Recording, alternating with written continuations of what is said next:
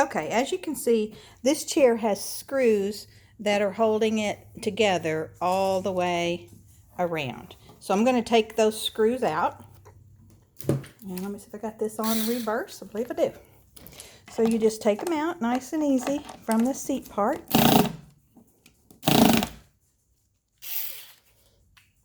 Oh, I have it going forward. That's not going to work. All right, try it again.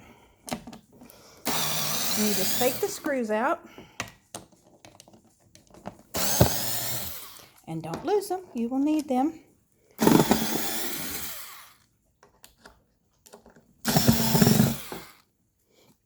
And one more.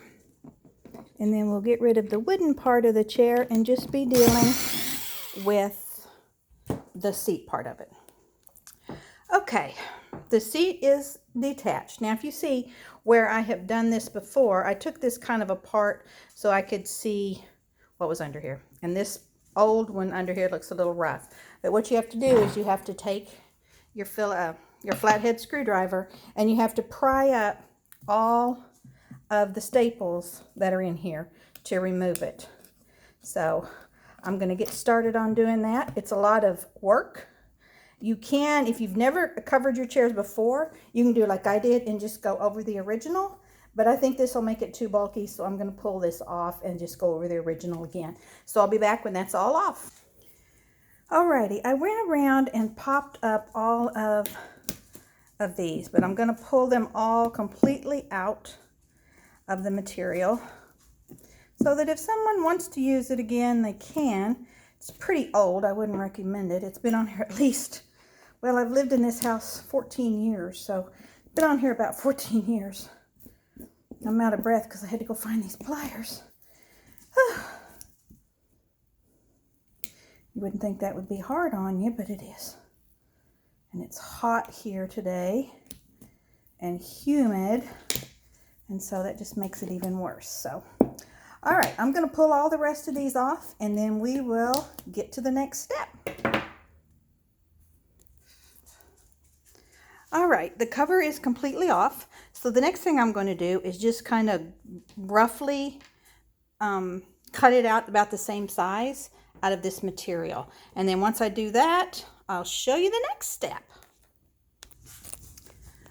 So here I just laid it out onto the other piece of material, and I'm just going to cut a square, and then I'll trim it as needed because you're not going to see that underside. No one's going to be under there except for maybe a baby. And they're not going to care. And I've really, like you saw in my chair, you couldn't see it, and this was kind of gathered up some. So I'm going to just cut it out roughly, and then we'll go about putting it onto the new one. Okay, this is just my little Stanley stapler. Got this at Home Depot. It's pretty heavy duty. It says light duty, but it goes through this like a dream. So the first thing I'm going to do is just pull up the edge, and I pulled up the edge to make sure I had staples in here. So then I'm just going to staple around, and then I'm going to work on the corner and trim some of this off when I get to that corner to make it a nice even tuck when I get there. But that's going to be one of the last things I do.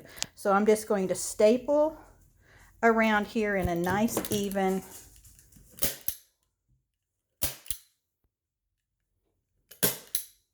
not going to get too crazy with the staples. These are just to hold it in place. And I like to do one side and then the other side, and then we'll do the sides. So like I said, this is just a to get it started so that you can pull it nice and tight, because you want that to be nice and tight when you do it. So, I'm already out of staples. So see, I got to change out the stapler, and then I'll come back and show you the rest. Okay, so I went ahead and did that side, and then now I'm going to pull up either side here, this side and the other side, and get those all as tight as I can, because I want this other side to be nice and smooth. So I'm doing this with one hand. I don't have my tripod in here. So let me put you down for a second, and I'm going to do that real quick, and then I'll be right back.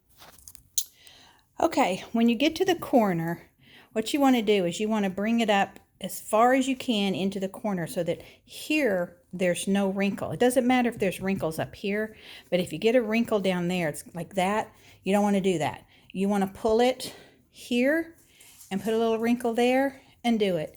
And then pull it and smooth that wrinkle out and then staple it. And then just keep doing that until you don't have a wrinkle. And do it from one side and then go to the other until you get it nice and smooth like this corner. See, there's no wrinkle here, but there's wrinkles up here. So these, nobody cares about. You won't see those. But if you get it over here, it won't look very nice like that. It'll look like somebody was crazy was doing it. So I'm going to try and do that and show you. So if you put the wrinkle up here like that and staple right there, you're good. And then pull it up and smooth out the wrinkle down there and make it a wrinkle up here, and you're good.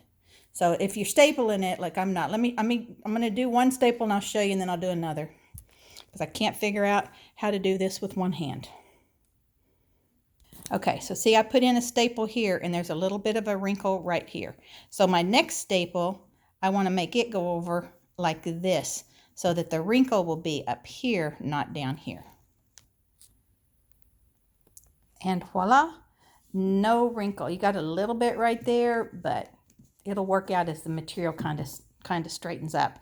Now what I'm going to do is I'm going to go back over and put more staples in here just to make it a little more secure, and then I'm going to work on the other two corners, and then you'll see what's next.